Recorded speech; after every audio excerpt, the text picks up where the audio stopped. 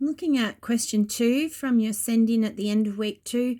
Question 1 I'll go through in class with you guys next week when we're back together. It needs quite a bit of explanation about how to go about that question. So we'll do that together next week.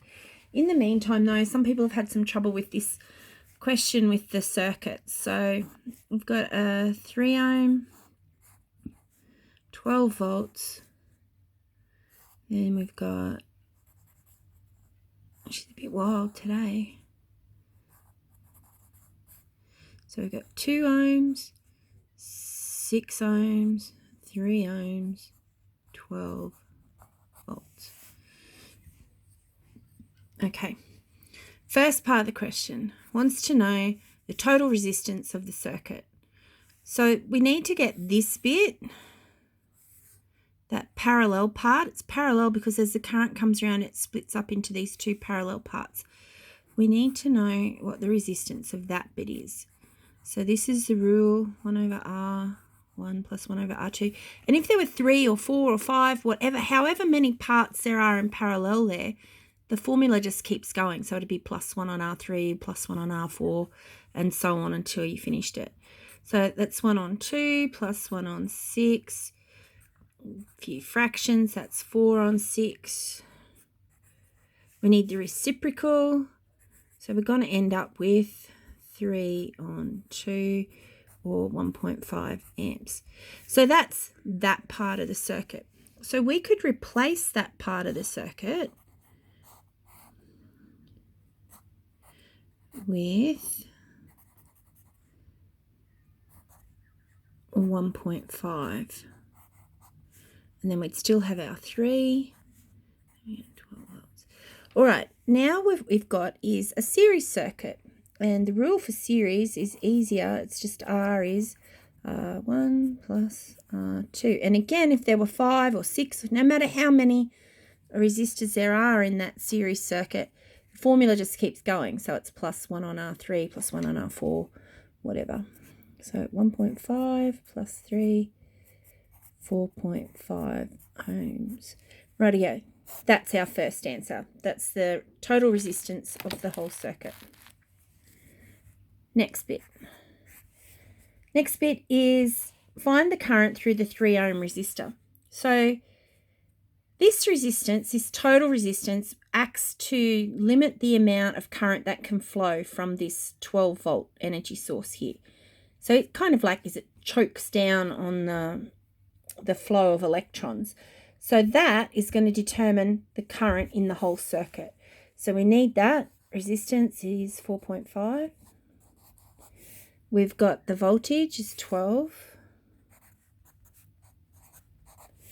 Right, resistance, voltage, and we want the current. So V equals IR. I equals V divided by R. So we've got 12 divided by 4.5, which gives me 2.7.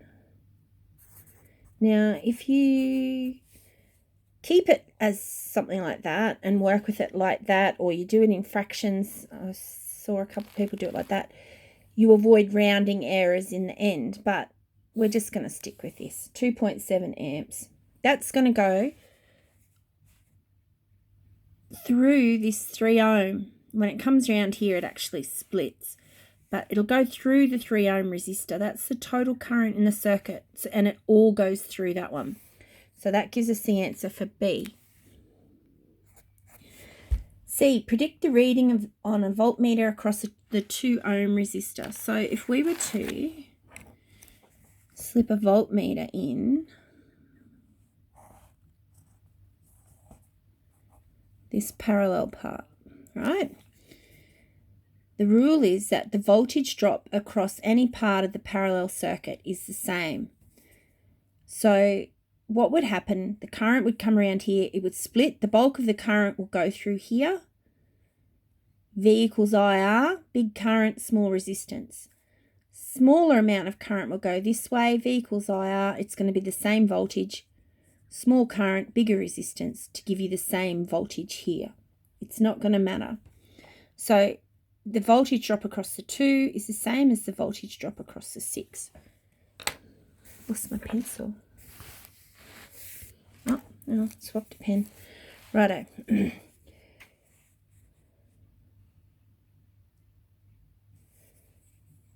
One way that I could work that out, as the current comes around here, the voltage is the potential energy. So some of the energy is going to get used up going through here. The rest of the energy gets used up going through here. So if I work out how much energy gets dropped off by this, the energy that's left over is going to get dropped off over here, because when it comes around here, its energy is 0. So it leaves here with a potential energy of 12 volts really. Comes around here, it's got 0. It's used it all up in the circuit. So in the 3 ohm resistor, we know the current was 2.7. So the voltage that's going to get used up in that 3 ohm resistor is going to be 2.7 times 3, which is 8.1. So that means that there is 12 volts minus 8.1 volts, or 3.9 volts, is going to be used up in here, and 3.9 is going to be your reading there. So 3.9 volts is the reading across that 2 ohm resistor.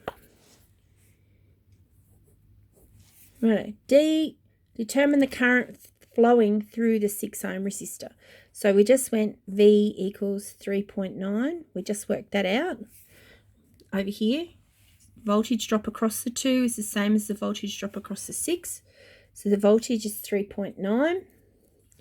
We know the resistance is 6 ohms. So current, I'm going to use V equals IR. I equals V divided by R. 3.9 divided by 6. So it's going to be around about a half. It comes out to 0.65 amps. That's one way to do it. The other way to do it is to do the share method, which some of you seem to like. I quite like it. So if we've got 6 ohms is to 2 ohms, if we're going to work out how the current splits up here, that's 3 is to 1. So I'm going to need 4 shares of the current. 1 share is going to go through the 6, and 4 shares will go through the 2. We're only asked for the 6, so that's all we're going to do. So the 6 ohm is going to get 1 share, and the total was 2.7, so we're going to divide that by 4 to get 1 share, and that gives us 0.675. Now I know that answer is not the same as this one, and that's caused by some of the rounding issues that you get when you drop off additional places. But either of those answers would be acceptable.